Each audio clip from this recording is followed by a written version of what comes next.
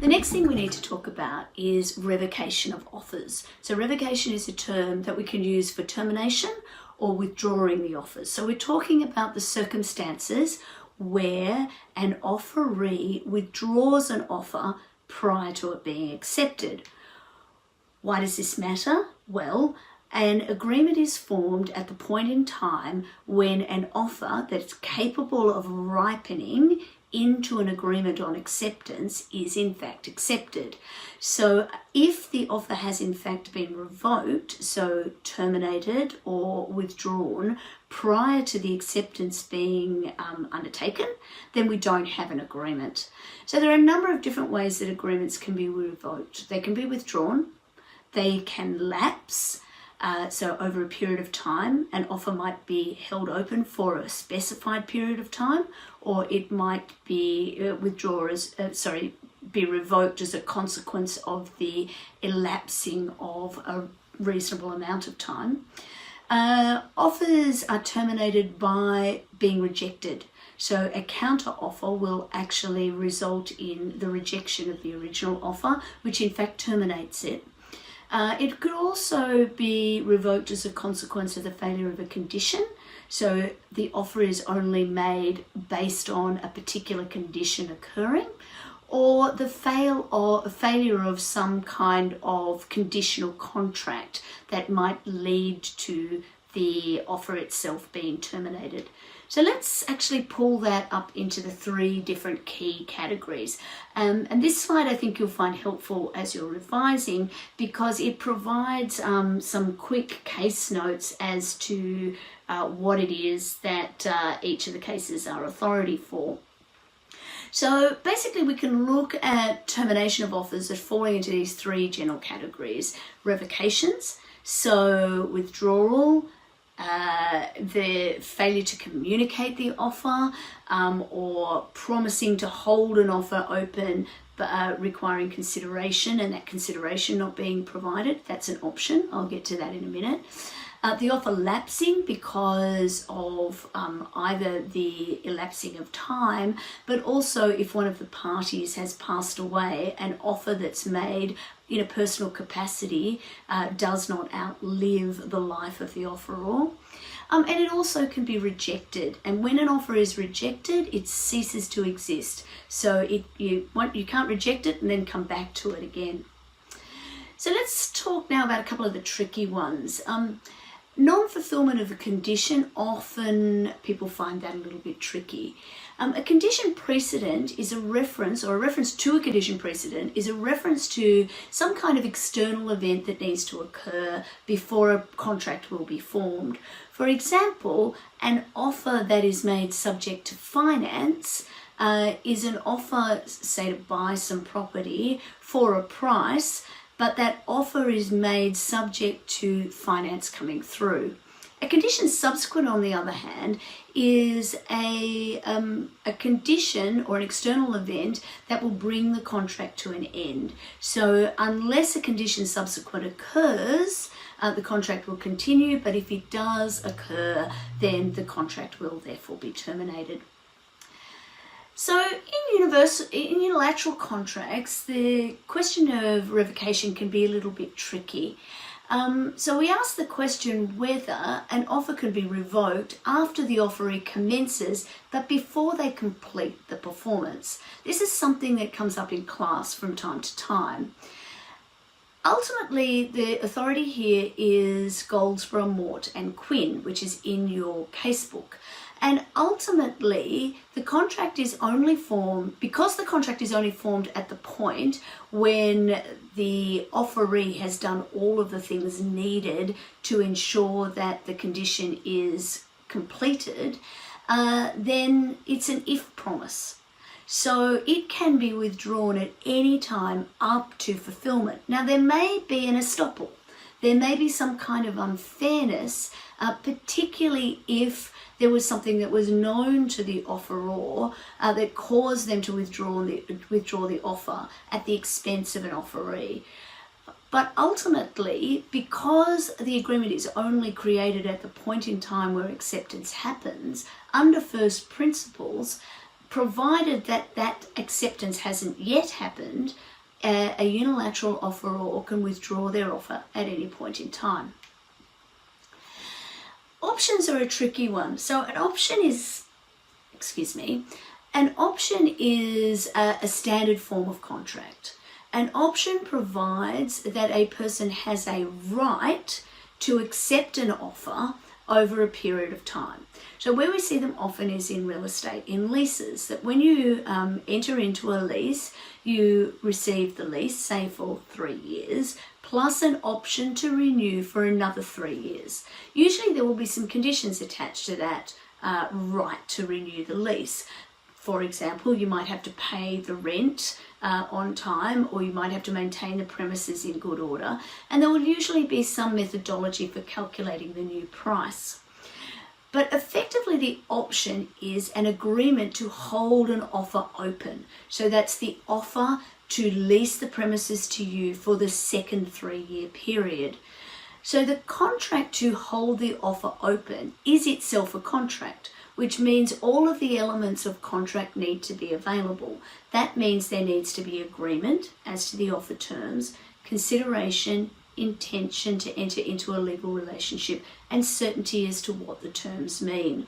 So an option requires consideration in order to be a binding offer that cannot be terminated. Otherwise, it's just an offer. If there is no consideration, if there is no certainty as the terms, it is just an offer that could in fact be revoked at any point in time. One of the key cases in this question of whether an offer can be revoked or not is the Mobil Oil case. And this is extracted in your casebook. It's quite lengthy and quite difficult to read. So I thought I'd spend a minute or two just going through the facts to just give you some guidance when you work your way through it. This case involves an incentive scheme which was offered by Mobil to improve the performance of their franchisees. So let me just explain what a franchise is. A franchise is effectively where the owner of a brand and some systems for doing something leases out or allows third parties, who are called franchisees, to use that brand in connection with their businesses, provided that they do things the way that the franchisor asks them to do. So, as many of you will know, McDonald's is one of the most famous and successful franchising organisations. And many petrol stations are franchises. So they use the brand of the oil company that they're associated with. They agree to give the promotions and to use the systems that the oil company has stuck with.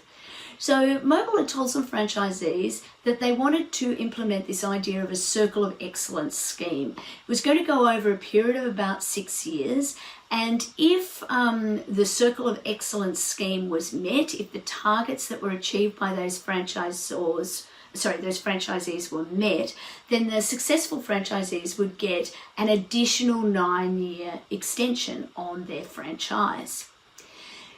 So when this was proposed, the representatives acknowledged that there was a great deal of work to do on the proposal, but they made a commitment that they will, and this is quoting from the case, find a way to extend your tenure automatically, no cost to you, if you consistently achieve 90% or better in these Circle of Excellence judgings.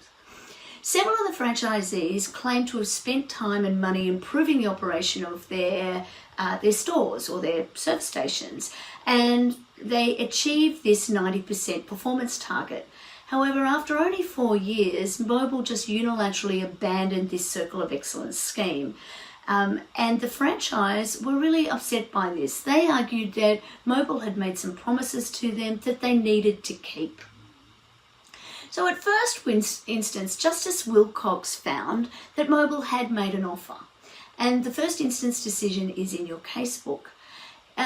Wilcox found that Mobil had made an offer to enter into a unilateral contract, and it wasn't entitled to revoke it once the franchisees had embarked on performance. those who achieve the 90% performance target in each year up till the time that it was revoked should be treated as if they'd achieved the same in the remaining years, so that they've done it for 6 years, and should be entitled to a 9-year extension of their franchise terms. So in other words, Justice Wilcox found that there was an offer capable of acceptance by conduct. So that was a unilateral offer. So it met all of the criteria to be an offer, and it had been accepted by their conduct, even though the period of time for undertaking that conduct hadn't been completed. Mobil appealed. So effectively, they wanted to argue that there had been no acceptance, and that in fact it had been revoked before the earliest time that acceptance could have actually occurred. They also argued, and you'll pick this up, that there wasn't sufficient certainty as to what the subject matter of the contract was. But for our point here, I want us to concentrate on the offer. Was there an offer capable of acceptance, and if so, was it accepted? The franchisees, on the other hand, argued that performance had in fact commenced, that they'd attained their 90% or better in each year, and that as a consequence they had in fact embarked on a method of conduct that meant that they were accepting the offer. On appeal, their honours, Justices Lockhart, Lindgren and Tamberlin, thought that there was in fact no legally effective offer made.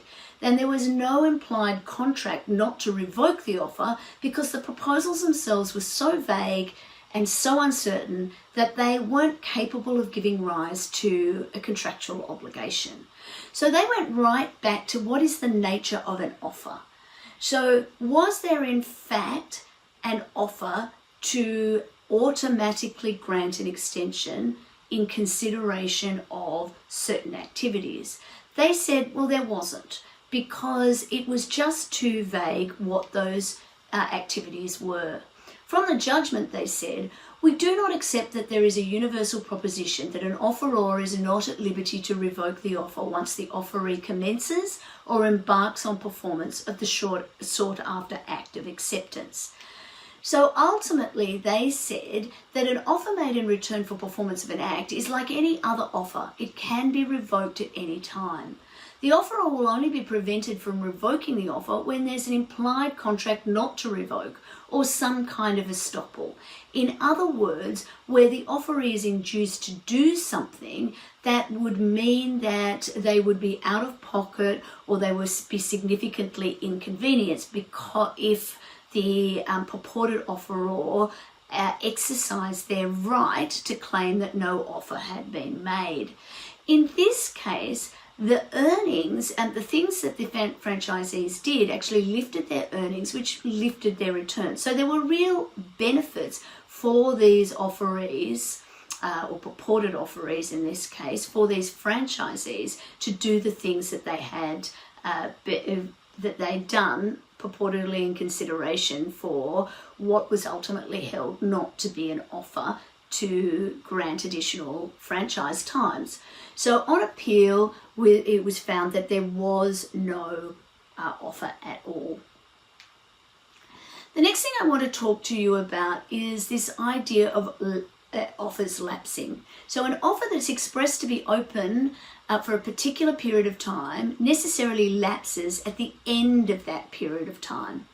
If no period of time is specified, then the offer is going to lapse after a reasonable period of time. So what's a reasonable period of time? It's going to absolutely depend on what the subject matter of the offer is. If I am offering you the ability to purchase textbooks for this course, and I make that offer at any time during the course, it's not unreasonable for that offer to lapse when the course is finished. If I offer you a particular price to buy a bushel of apples, I actually don't know if apples are sold in bushels or not, but let's use apples as an example.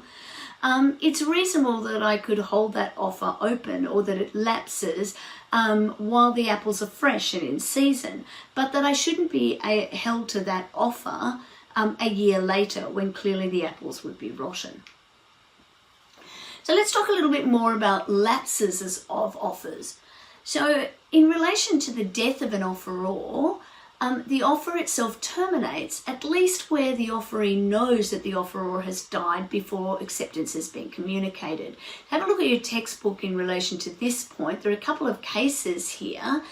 Fong and Chile, for example, states or is authority for the principle that if you know about the death of an offeror, that you've received notice of the death, then that itself, that notification of the death of the offeror, results in the termination of the offer itself. However, you might be able to enforce an offer if acceptance is made before the offeree knows of the death of the grantor. What about failure of a condition? Is it possible to make a conditional offer? That is, an offer that's subject to some kind of express or implied condition. Short answer is absolutely yes. Again, it'll come down to the wording as to whether that condition is or isn't effective. So, subject to third-party approval, this is in Pym and Campbell, I should say. That's authority for the proposition that unless that third-party approval is given, then the offer can't be accepted. It might be that performance under an existing contract is required. For example, a contract that might be subject to finance. Again, these tend to be issues that go to the certainty of what the offer is, what the agreement looks like more than anything else. But it is possible to make an offer conditional, which means that the offer itself the agreement itself can only come into existence when two things happen. The condition is satisfied and the offer is accepted. What about rejection? This is something that often surprises students, that an offer is terminated when it is rejected. So if a person purports to accept an offer but introduces a new term, then that's a counter offer. And if that new term is not accepted, then technically the original offer is revoked and the offeror doesn't need to accept the old terms either. So let me make sense of that. If I offer to sell you this device for $100 and I'm going to give it to you next Tuesday, you say to me, that'll be great, but I need it by Monday. And I then say, no, I can't do that. So you've made a counter offer. There were two important terms. One was the price. The second was the timing.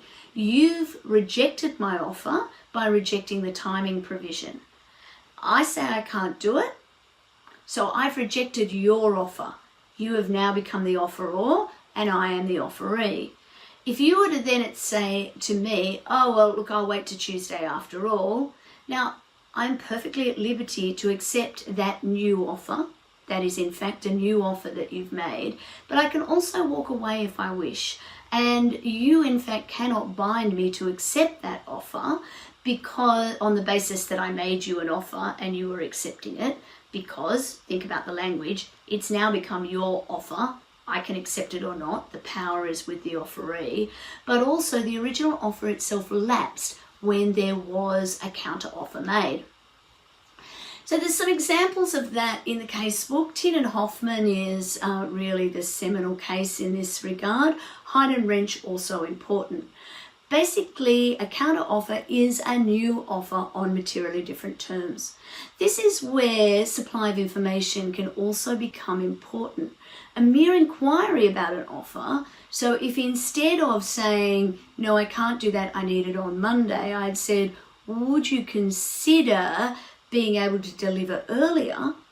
It might be that that is a request for further information. It is not a counteroffer. So we need to be very clear on what the language is. Have a look at Stevenson, Jark and McLean. That will help you understand this point much more clearly.